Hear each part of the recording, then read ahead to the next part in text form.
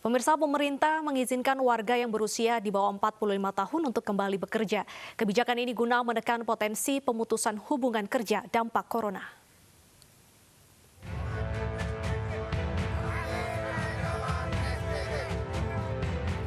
Kementerian Tenaga Kerja mendata terdapat 2 juta pekerja terkena pemutusan hubungan kerja atau PHK sejak pandemi virus corona dari awal tahun 2020.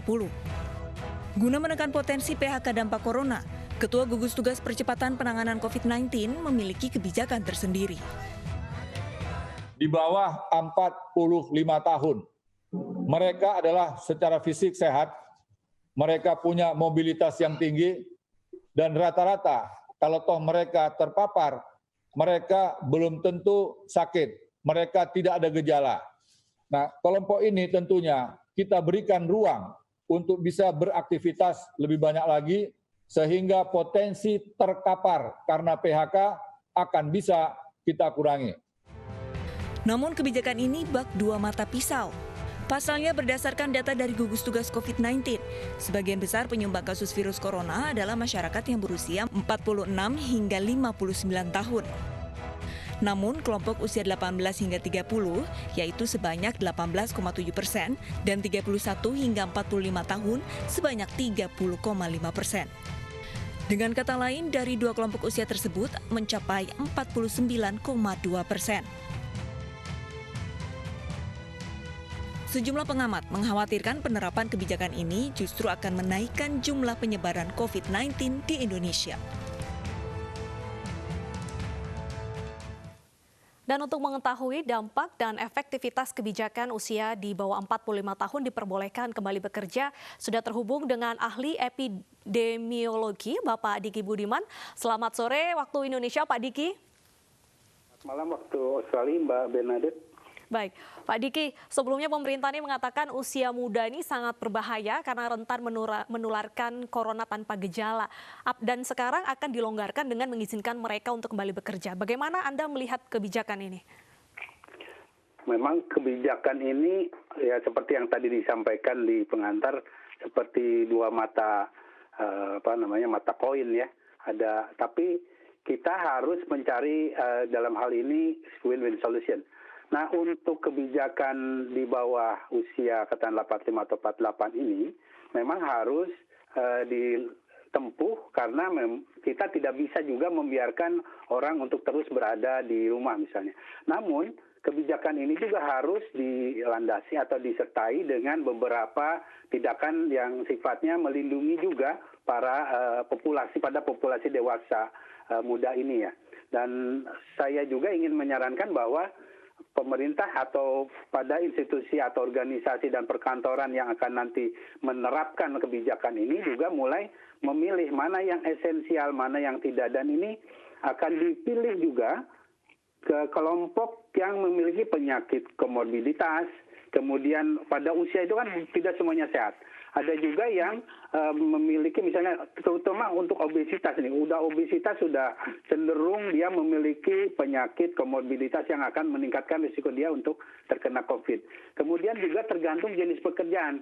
Kalau misalnya dia katakanlah tenaga kesehatan lah yang berusia di atas atau 50 tahun, kan ini berarti kita perlu tetap mempertimbangkan hal-hal lain karena kita juga ada faktor kebutuhan. Jadi faktor esensial dan non-esensial ini juga akan penting dilakukan. Selain tentu nanti harus disertai upaya-upaya proteksi. Misalnya di setiap masuk ke perkantoran kita lakukan screening dari mulai suhunya. Kemudian juga tetap kalau di beberapa negara bisa dari sejak di rumah dia sudah melaporkan suhu saya pagi ini sebelum ke kantor sekian.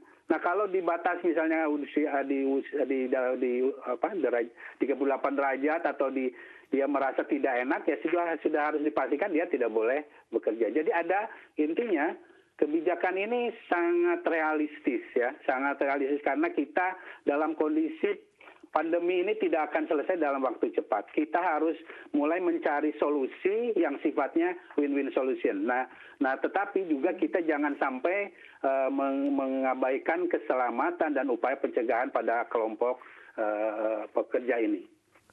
Baik, Pak Diki, lantas bagaimana dengan protokol kesehatan yang selama ini sudah diterapkan pemerintah? Apakah perlu ada penambahan ataupun juga perubahan di dalamnya supaya nanti ketika kembali bekerja ini justru tidak menyebarkan virus corona?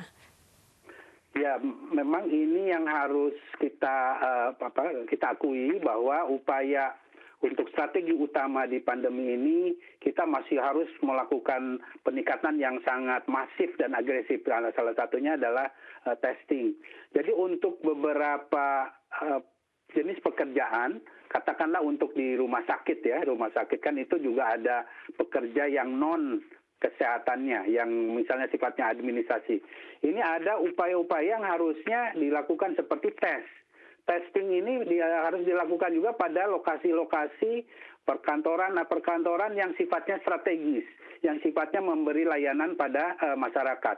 Jadi dipastikan orang yang memberikan layanan ini juga dalam kondisi sehat dan terbebas dari COVID-19. Artinya dia juga tidak punya potensi untuk tidak hanya menularkan, tapi juga untuk dirinya sendiri. Jadi faktor testing, kemudian juga tracing dan juga isolasi. Nah, kaitan dengan upaya untuk kebijakan, mendorong kebijakan ini, nah semua institusi yang akan mulai memperkerjakan kembali karyawannya sudah harus mulai menerapkan pola bekerja dengan new normal life-nya. Jadi pola bekerja dengan pola hidup yang baru disesuaikan dengan kondisi pandemi.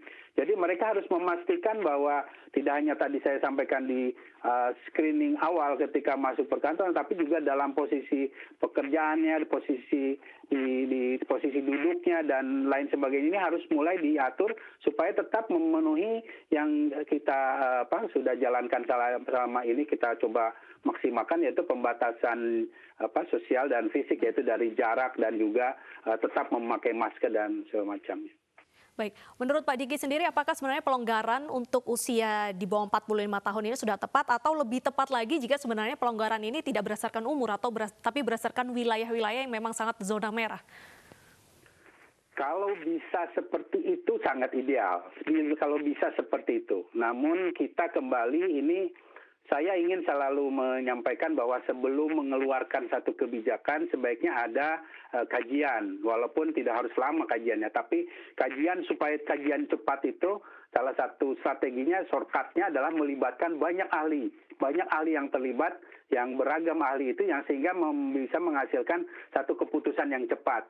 Nah, kalau bisa dilakukan pada zona-zona yang memang dianggap relatif aman, itu akan lebih baik. Tetapi kita harus ingat juga bahwa ini menyangkut hajat hidup orang banyak, terutama ketika pekerjaan itu sifatnya harian misalnya, atau dia memang dituntut oleh pekerjaannya untuk tetap ada. Nah, ini yang peran pemerintah tidak hanya pusat tetapi daerah untuk memfasilitasi kondisi-kondisi yang disesuaikan di masing-masing wilayah ini. Tentu kembali kalau misalnya bisa dilakukan sistem zonasi, itu akan lebih bagus. Baik, untuk pelonggaran usia 45 tahun ke bawah ini kan alasan utamanya adalah untuk meningkatkan perekonomian kita karena dikhawatirkan akan menambah angka PHK. Apakah ini juga nantinya akan berdampak cukup signifikan dengan mengaktifkan kembali giat ekonomi ini dengan adanya mungkin corona gelombang kedua ke depannya? Jadi yang harus diluruskan memang kita di sejarah saya terlibat pandemi sudah lama ya, sejak 2000-an, HIV, avian flu dan swine flu dan yang lain. Jadi untuk setiap penanganan pandemi, strategi utama dan aims atau tujuan utama itu ya tentu harus ke sektor kesehatannya. Jadi ekonomi itu ketika dia dijadikan sasaran yang pertama akan malah berbalik. Ekonomi tidak bisa ketika dalam kondisi pandemi dijadikan tujuan utama. Tujuan utama tetap harus kesehatan, karena ketika ini tidak diselesaikan dengan baik, ekonominya akan makin terpuruk. Ini yang harus difahami. Tetapi kita juga harus juga menyadari bahwa ekonomi juga tidak bisa dibiarkan sampai terbengkalai, dan ini bisa disikapi, disiasati dengan cara pemilihan penguatan dari strategi utama pandeminya. Jadi ketika misalnya kita akan menerapkan kebijakan pelonggaran, katakanlah kebijakan untuk memulai beberapa kantor bekerja, Nah, ini kita jangan lupakan upaya yang tadi, testingnya ini yang kita perkuat. Testing ini sangat penting masalahnya, dan juga misalnya tracing.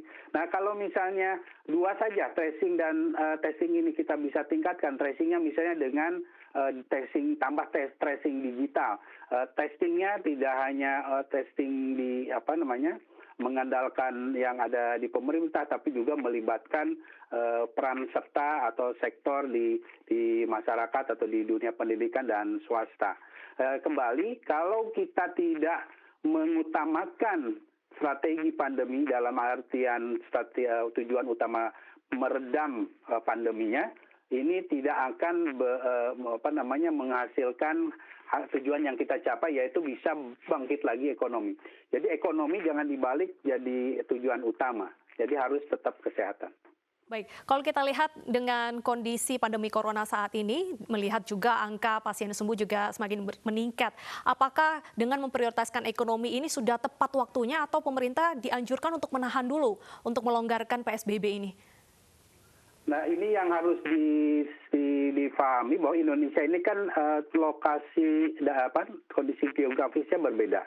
Jadi bila memang pemerintah ingin menerapkan ada kebijakan pengaktifan ekonomi, harusnya ada juga melihat per wilayah. Jadi kalau di Indonesia ini per pulau itu kurvanya berbeda. Nah, ini yang bisa juga ada positif dan negatifnya. Keuntungannya kita bisa memproyeksikan atau memprioritaskan aktivitas ekonomi di daerah yang memang masih belum terpapar atau kondisinya masih belum berat. Tetapi tentu dengan tetap penguatan dari strategi pandemi. Dan di daerah yang memang masih sangat serius, katakanlah di Jakarta atau daerah lainnya, misalnya seperti di Bandung misalnya, ya kita harus utamakan, fokuskan pada konsentrasi strategi utama pandemi.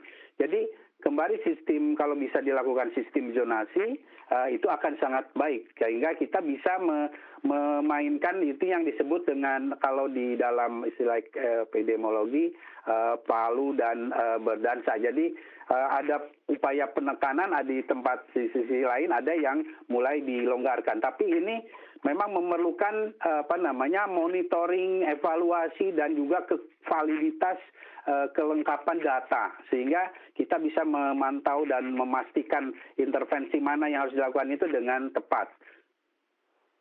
Baik, terima kasih atas informasinya Pak Diki. Terima kasih juga sudah bergabung bersama kami di Special Report, Pak.